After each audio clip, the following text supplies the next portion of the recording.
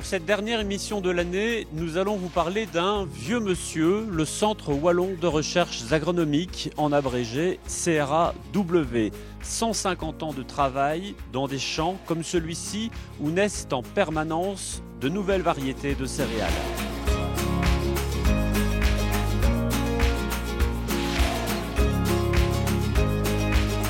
Nous voici dans un champ de démonstration de céréales en compagnie de Guillaume Jacquemin. Bonjour. Bonjour Ludovic. Vous êtes le sélectionneur de céréales. En quoi consiste votre travail ici ? Mon travail au CRA, c'est de créer de nouvelles variétés de céréales et en particulier les espèces qu'on a choisi de développer, donc le froment, l'épeautre, le blé dur. Et alors accessoirement, on a commencé un petit programme sur le sarrasin, mais ça c'est encore très très petit. L'objectif, c'est de développer des variétés plus résistantes, par exemple aux maladies ou aux aléas climatiques. Oui, plus adapté. Notre climat est en train de changer. Effectivement, il y a des maladies qui réapparaissent, il y a des maladies qui apparaissent, il y a des insectes aussi, tout évolue très très vite. Et donc les variétés les plus adaptées d'il y a 10 ans ne sont plus nécessairement celles qui seront les meilleures dans les 10 prochaines années. Donc il faut un renouvellement constant et essayer de prévoir, anticiper les problèmes que l'on va rencontrer. Alors sur ce champ de démonstration, on voit très bien les différentes espèces, il y en a une douzaine, et même des différences de variétés au sein même des espèces. Par exemple, si on prend l'orge qui est ici à côté de nous, on voit directement qu'il y a de l'orge qui est déjà prêt à être récolté et de l'autre qui peut encore attendre. Oui, en fait ici la plateforme de démonstration, c'était vraiment une plateforme qu'on a mise en place pour les 150 ans, pour le grand public, pour montrer les différentes destinations que peuvent avoir chaque culture. Et en orge, il y a plusieurs destinations. Tout le monde connaît la production de bière, mais il y a aussi de l'orge pour le fourragère, pour les animaux. Et donc elles coexistent là. Il y a aussi des façons différentes de les cultiver. On peut semer de l'orge à l'automne ou au printemps. Et donc c'est pour ça que vous allez avoir des orges qui sont encore verts, parce qu'eux datent des semis de printemps, tandis que les orges qui sont déjà bons ou presque bons pour la récolte, eux ont été semés en septembre-octobre. Ces céréales sont là pour répondre à une demande. Aujourd'hui, le public est friand, par exemple, de pain d'épeautre. Oui. Est-ce que vous avez toujours en tête, au moment de réaliser ces croisements, la demande du public, la demande des agriculteurs ? Oui, bien sûr. Mais pour ce qui est de l'épeautre, c'est vraiment une spécialité de Jean Blou, puisque lui, la sélection a commencé en 1919. Donc c'était bien avant déjà que l'épeautre ne revienne à la mode. Quand on crée une variété, on pense à sa destination. Et pour l'épeautre, comme je l'ai dit pour l'orge, il y a une destination humaine ou animale, les deux existent. Et donc on va orienter les croisements vers d'un côté ou de l'autre. Et pour le côté alimentation humaine, bien sûr, c'est le goût et toutes ces choses-là vont avoir de l'importance et vont être testées aussi. Maintenant, on va aller découvrir ce que vous appelez les pseudo-céréales, qui ne sont pas véritablement des céréales au sens propre. On va faire un tour avec vous.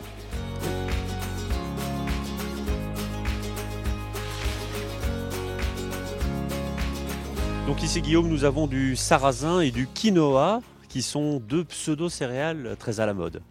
Oui, deux pseudo-céréales, donc ce ne sont pas à proprement parler des céréales, c'est pas de la famille c'est pas des graminées, hein. Il n'y a pas d'épis non plus. On voit ici, c'est des dicotyléas avec des belles feuilles et des fleurs. C'est de la famille de la betterave, le quinoa. Le quinoa est de la famille des betteraves, oui. Ici, vous avez deux variétés, une avec des fleurs mauves et une avec des fleurs blanches. Bon, ils vont encore évoluer un petit peu et devenir plus jolis, hein. Ce sera pour la visite. Les pseudo-céréales sont intéressantes aussi à plus d'un titre, notamment parce que comme elles ne sont pas des graminées, il n'y a pas de gluten, donc elles peuvent produire une farine qui convient aux allergiques et même aux gens qui sont atteints de la maladie cœliaque. Donc c'est aussi pour ça qu'on retrouve dans les rayons maintenant des rayons spécialisés sans gluten. On a souvent recours à ces deux espèces.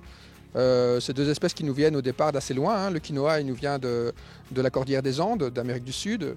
Le sarrasin, au départ, il est de l'Himalaya, donc c'est chaque fois des plantes qui viennent des montagnes, mais pas les mêmes. C'est moins rentable aussi à la culture, hein. Ah, on produit moins évidemment, hein. On peut espérer 2-3 tonnes maximum, alors que pour une céréale, on va en faire 10. Donc oui, c'est à peu près 4 fois moins Donc quelque part, oui, c'est 4 fois moins productif. On a de l'avoine un peu plus loin. On a de l'avoine. Alors l'avoine, c'est une céréale, mais c'est une céréale assez particulière parce que c'est une céréale qui n'a pas d'épi. Ici, on a de l'épeautre de printemps qui a un épi. Ici, on a l'avoine qui a une panicule. Et donc l'avoine, on le connaît bien aussi, ne fût-ce que pour les petits déjeuners, les gruaux d'avoine, mais ça rentre dans la composition d'énormément d'aliments maintenant. Au départ, et quand on va voir dans la collection des ancêtres, on en a une vingtaine d'espèces parce que c'était la céréale la plus importante de Wallonie au 19e siècle, parce que ça remplaçait l'essence en fait. Il fallait nourrir les chevaux qui travaillaient, il n'y avait pas de tracteur, et donc on consommait énormément d'avoine. Et l'avoine est un aliment très très énergisant pour les chevaux, et ils avaient bien besoin de ça pour travailler. Je vous le disais, le Centre Wallon de recherches agronomiques souffle ses 150 bougies, mais quel est son rôle? Pour qui ces chercheurs travaillent-ils? Et puis, quel rapide bilan peut-on tirer après ce siècle et demi d'existence? La réponse du nouveau directeur général, Georges Sinave. Le CRA a débuté sa vie en 1872 par un seul laboratoire et maintenant il y a 16 départements dont 12 s'occupent de sciences et 4 d'administration. Donc le CRA n'interagit pas directement dans les filières agricoles et agroalimentaires, mais contribue à ce que cette filière fonctionne correctement. Et donc on est actif dans la production animale, production végétale. On est aussi actif dans les aspects valorisation. Sont venus s'ajouter par rapport aux préoccupations initiales. Les aspects production étaient à la base. Maintenant, s'y ajoutent les contraintes environnementales, le changement climatique, l'augmentation des voies de valorisation et peut-être un aspect qu'on avait un peu perdu de vue et qui s'est rappelé à nous, la sécurité alimentaire. La mission première, c'est de la recherche. Après vient de la recherche appliquée, puis vient effectivement le conseil qui est issu de ces recherches et notamment aussi le développement d'outils d'aide à la décision pour les professionnels du secteur. Pour ma part, j'ai commencé ma carrière en 1985 sur des aspects liés à la transformation des produits, à l'aptitude à la transformation. Et donc, j'ai plutôt un regard aval. Et donc, pour moi, on doit se préoccuper de ce que l'aval veut, autrement dit, le consommateur, les industries de seconde et première transformation, et puis les remonter vers les producteurs. Pour la seconde partie de cette émission, nous sommes avec Feriel Benabdallah. Bonjour. Bonjour. Vous êtes chercheuse à l'unité de production végétale du CRAW. À côté de nous, des parcelles de pommes de terre 100% bio. Et votre job consiste à trouver les variétés de pommes de terre les plus robustes. Oui, tout à fait. Donc ici, nous sommes devant la plateforme des essais variétaux de pommes de terre robustes en agriculture biologique. Et donc, c'est un essai qui est en collaboration entre le Centre de recherche agronomique de Gembloux, Bio-Wallonie et la filière wallonne de la pomme de terre. C'est une convention qui a émergé dans le cadre des pommes de terre robustes. C'est une convention signée en 2018 en Belgique par différents acteurs des maillons de la pomme de terre. Donc on a aussi bien les agriculteurs que les transformateurs. Et nous avons également les centres de recherche et d'encadrement. Donc c'est du bio? Tout à fait, oui. Et en fait, vous les testez contre le mildiou essentiellement. C'est ça. On s'intéresse particulièrement au caractère de résistance par rapport au mildiou. Le problème avec le mildiou, c'est que c'est l'ennemi numéro 1 de la pomme de terre. Et donc, si on reprend une année comme 2021, c'était une année avec une très très forte pression mildiou, rarement égalée depuis, je dirais, au moins une décennie.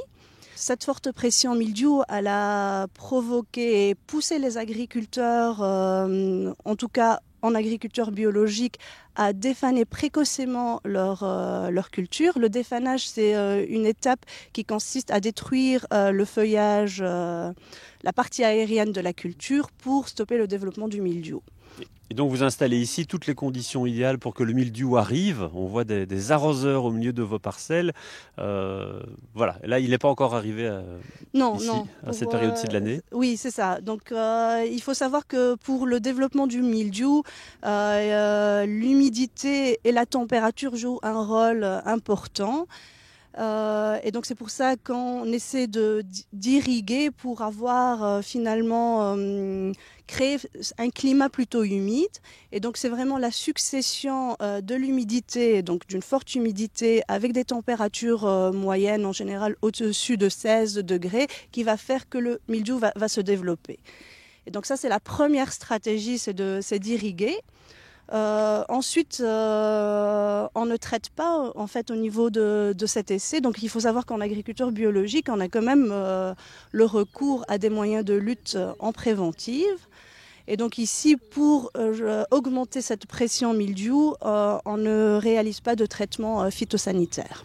Et alors, contrairement à ce qu'on a vu tout à l'heure en première partie d'émission avec Guillaume Jacquemin, vous ne croisez pas, vous ne sélectionnez pas, on dirait que c'est juste une parcelle de test ici. Voilà, c'est ça.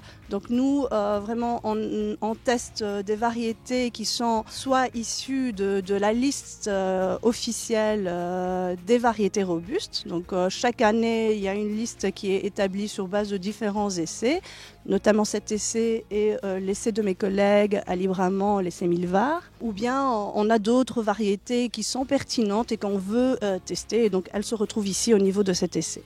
Outre les variétés qui sont donc bien connues, on a d'autres variétés qui sont encore en étape de clone, qui sont issues du programme d'amélioration et de création du CRA, et donc qui sont également testées ici parce qu'elles sont résistantes au mildiou. Il n'y a pas que des recherches sur le mildiou que vous effectuez ici, puisque vous vous intéressez également au stress hydrique des pommes de terre en cas de sécheresse. Oui, tout à fait. Donc, j'ai parlé du cadre de la convention pommes de terre robustes. Donc, la robustesse, finalement, c'est de trouver des variétés qui permettent d'avoir un rendement et une qualité suffisante, même dans des conditions peu favorables. Et donc ici, notamment, je peux penser à des conditions de sécheresse, de chaleur ou encore des conditions de faible fertilisation. Dans cet essai, on va s'intéresser également à la résistance des variétés au stress hydrique. Et donc c'est pour ça que l'essai est divisé en deux parties. Une première partie qui est irriguée, et elle sera comparée à la deuxième partie non irriguée. Merci beaucoup Feriel Benabdallah de nous avoir montré un aperçu des recherches que vous menez sur les pommes de terre ici au CRAW. Toutes les informations se retrouvent sur le site internet du Centre Wallon de recherches agronomiques. Merci d'avoir suivi cette émission. On se retrouve à la rentrée de septembre pour de nouvelles découvertes.